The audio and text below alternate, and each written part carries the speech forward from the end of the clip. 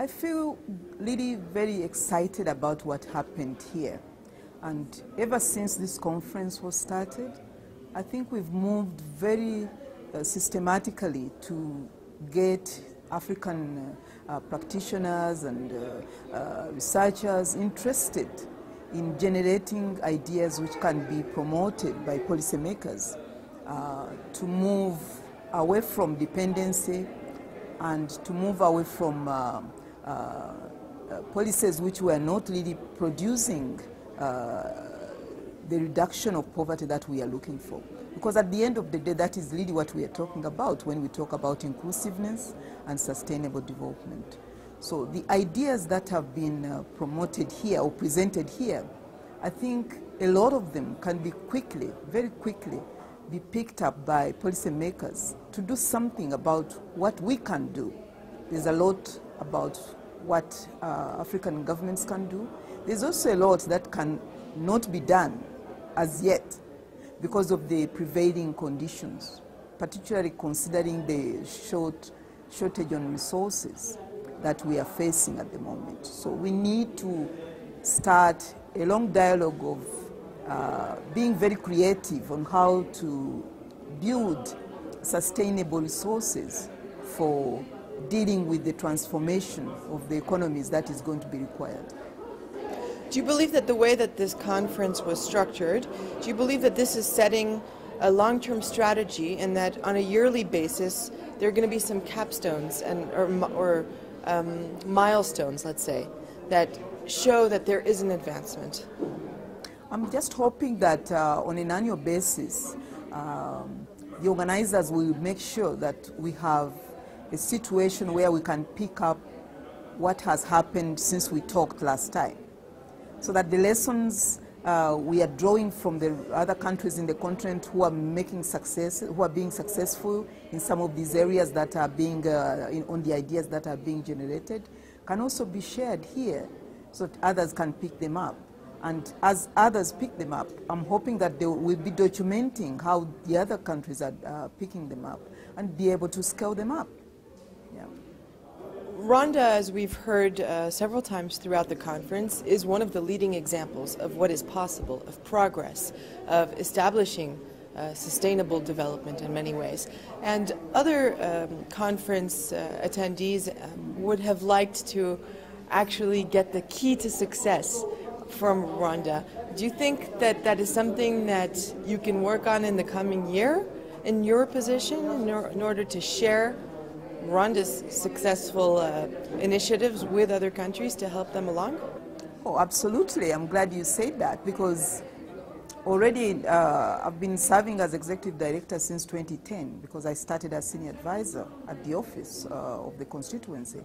But the truth is that ever since I got associated more deeply, more intimately with this country, they've done so many things right that I have always wished other countries who are nearby in the region could quickly pick up and follow.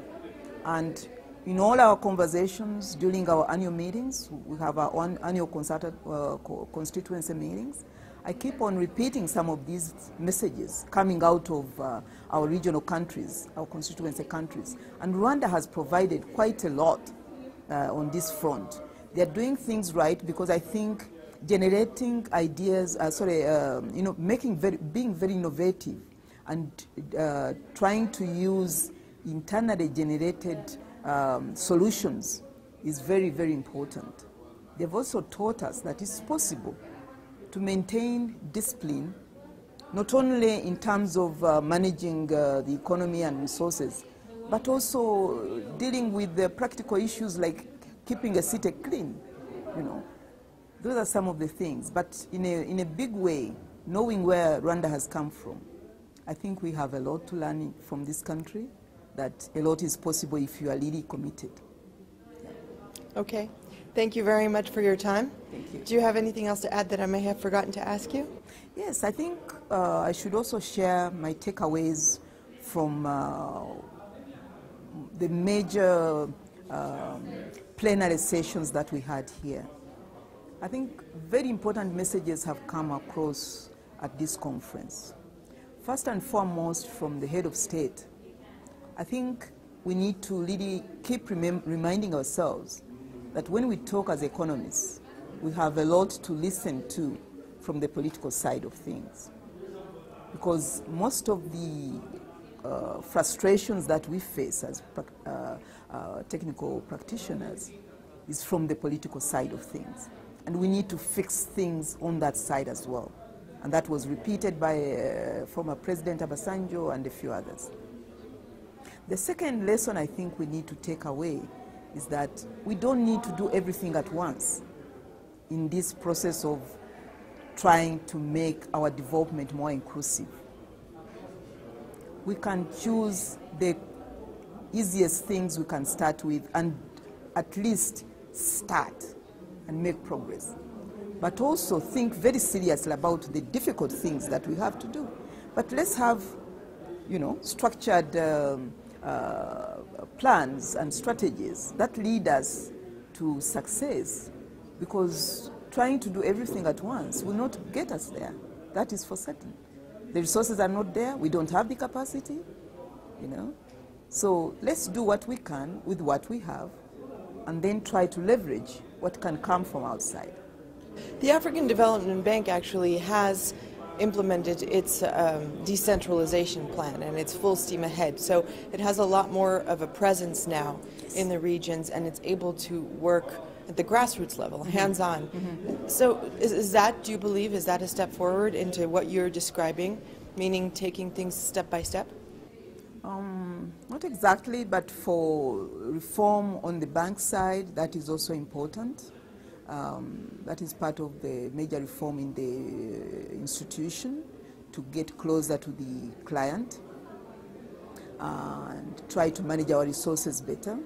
But for sure, having our expertise shared more regionally and having people available for consultation and advice to the governments is a big, big benefit. And I'm hoping that the countries are going to take advantage of this. Those who have the regional centers that we have established, they're going to take advantage of this and make sure that they really demand what we have expected to come out of these offices and utilize the services. Because otherwise, these are pilots, and if we do not give a good impression that they are useful, then there will be very little reason for us or justification for us to expand the program. But the truth is that coming from headquarters is not the same thing as when somebody is in the region and you are able to interact very quickly, ask for someone to come for a meeting within 1 hour and he's there, as opposed to waiting for a whole week before a decision can be taken.